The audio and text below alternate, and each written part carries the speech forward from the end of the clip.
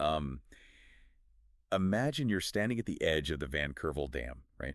Down at the George Botanical Gardens in South Africa. Yeah, beautiful spot. It really is. And the date is January 23rd, 2026. The water's just completely still. And then, without any warning, 5 white-backed ducks they literally materialize on the surface. Just settling in like they'd been navigating this exact urban pond their whole lives. Exactly. Yeah. So today, we're doing a deep dive into a first-hand field report, alongside some pretty remarkable video footage recorded by a birdwatcher named Ben Fuchsia. Which is just incredible footage, by the way. Right. And our mission today is to look past, like, the surface aesthetics of a city pond. We really want to unpack the exact ecological architecture it takes to coax elusive, specialized wildlife back into human-dominated spaces. Because, I mean, the arrival of those 5 adult ducks wasn't just luck. It's a perfect case study in intentional habitat design. Yeah, the build it and they will come concept. Right. The white-backed duck, or Thalassornis leuconotus, is notoriously shy. They're specialist divers, so they completely avoid that shallow water dabbling you see in, typical park mallards. The ones just begging for breadcrumbs at the edge. Exactly. Yeah, they don't do that at all. And the reason they picked this specific dam comes down entirely to the work of the garden's curator, Christiaan Viljoen. He spent years cultivating a very specific density of water lilies in that basin. It's sort of like opening a highly exclusive restaurant, Like, you meticulously design the menu, the lilies, but you're also building the physical architecture of the space. That's a great way to put it. Yeah, because the lily pads act like high-walled private booths. They give this hyper-vigilant species the three-dimensional canopy they need to feel safe from aerial threats while they forage. And that structural element is critical. These ducks spend, the vast majority of their time fully submerged. So the lilies create this intricate underwater forest. Oh, wow. Yeah, from an ecological perspective, Viljoen didn't just add a plant. He basically engineered a microhabitat tailored to the biomechanics of a specialist diver. Stems for underwater cover, pads for aerial cover. Right, shielding them from aquatic predators and raptors all at once. Which brings us back to Ben Fuchsia.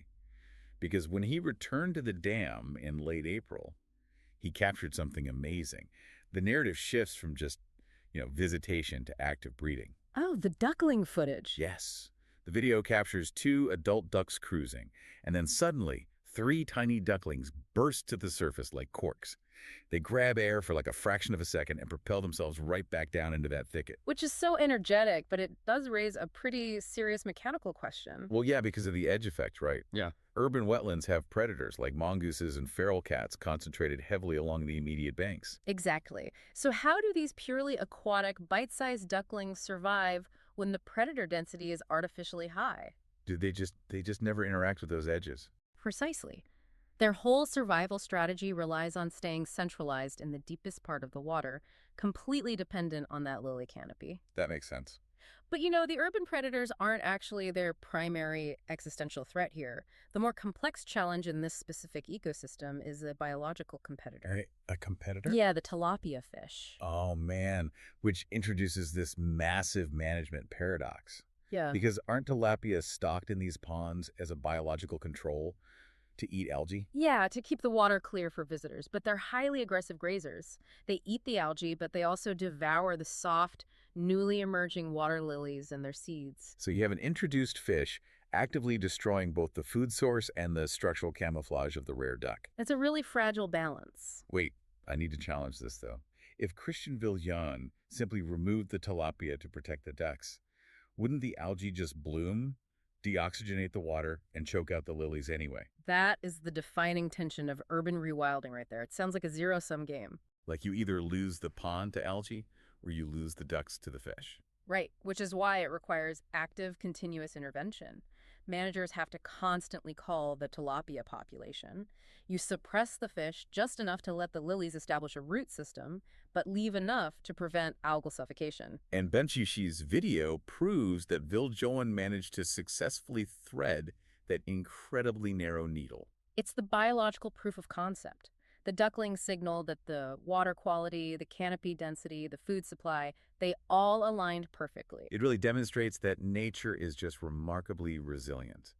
If you construct the correct ecological scaffolding, wildlife will exploit it. It completely shifts our understanding of urban spaces. Cities don't have to be biological deserts, you know? No, not at all. With precise species-specific botanical design, we can weave complex food webs right back into the urban grid. Which gives you a totally different lens to look through next time you walk past a manicured city pond.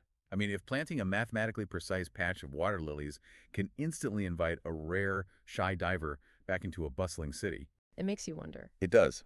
What other native, highly specialized species are hovering right at the edge of your own neighborhood, just waiting for the right microhabitat to be planted in the ground?